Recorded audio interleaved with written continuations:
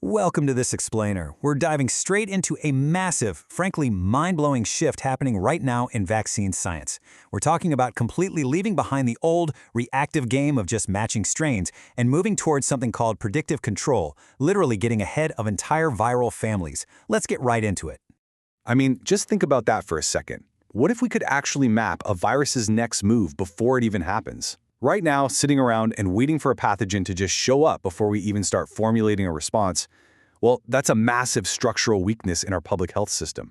So we're going to look at how predictive control aims to completely flip that dynamic on its head. Here's our roadmap for today. We'll quickly hit the reactive problem, move into AI antigen design, talk about the biological bottleneck, unpack the EP architecture, look at delivery control, and finally wrap up with predictive immunity. Part 1. The reactive problem, or what we can call the flawed line. We really have to start by looking at the baseline weakness in how we handle outbreaks today, whether that's COVID-19 or just the annual flu. Basically, our current systems are a global game of whack-a-mole. A pathogen shows up, it spreads, scientists sequence it, and only then does the design pipeline even start.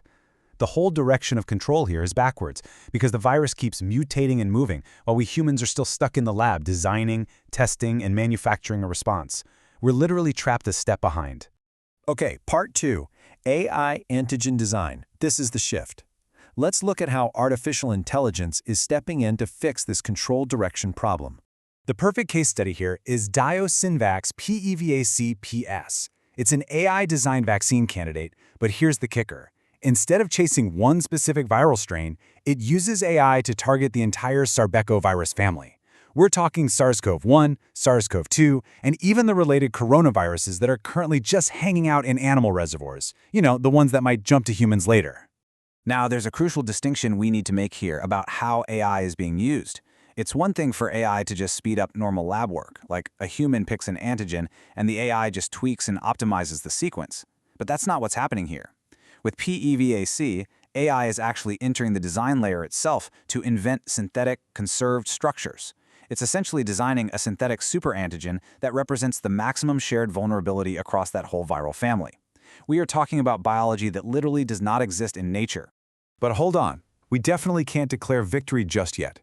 The early data from the first human trials, which used a really cool needle-free fluid jet by the way, showed a meaningful but definitely incomplete signal. It safely passed the early gates in 39 healthy volunteers, and it did show measurable cross-reactive immune recognition, which is great. However, broad and strong neutralization, that hasn't been established yet, so it's a super promising start for sure, but the protection loop is not fully closed yet.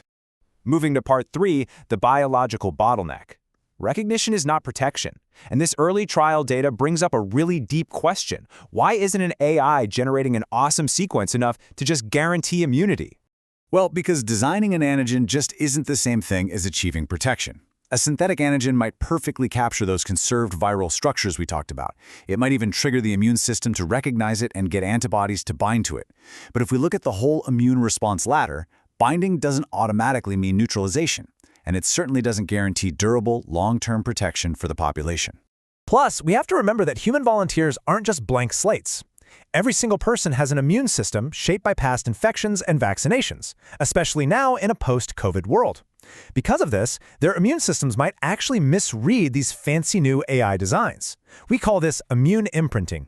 It's when the immune system basically prefers to respond to what it already knows rather than the brand new broad family synthetic signal you're trying to show it.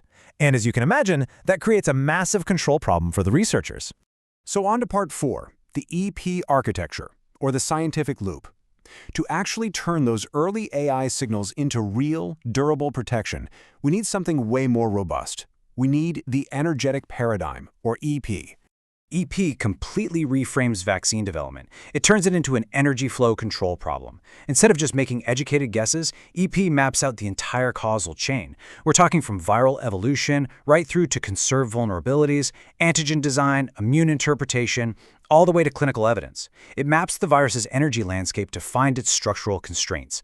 Basically, it targets the exact regions the virus simply can't mutate without totally destroying its own ability to survive.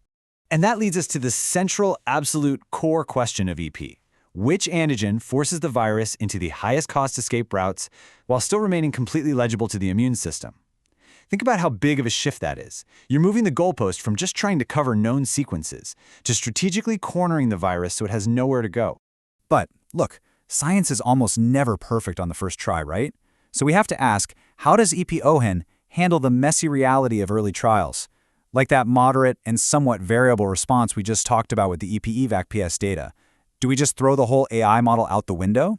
No way. Absolutely not. Epi never just discards a partial result. Instead, it uses something called failure memory.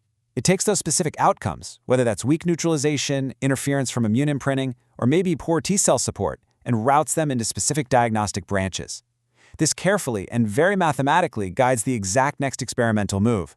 It turns the whole process of generating candidates into a closed, recursive, and fully auditable research loop. Part 5, delivery control. Because at the end of the day, an AI-designed antigen is really just an informational payload, and it needs a highly controlled path to get into the immune system if it's going to actually work. This is where EP meticulously evaluates delivery platforms. Now, PEVAC-PS used a DNA plasmid because of its incredible stability and the fact that you don't need a crazy cold chain to transport it. But EP compares all the options, mRNA, viral vectors, you name it, to see how they impact tissue distribution, safety, global logistics, and how clean the immune signal actually is. Because honestly, the best AI antigen on the planet will completely fail if it's delivered through the wrong biological pathway. And finally, Part 6, predictive immunity, the future state. So where does this incredibly disciplined scientific loop actually lead global public health?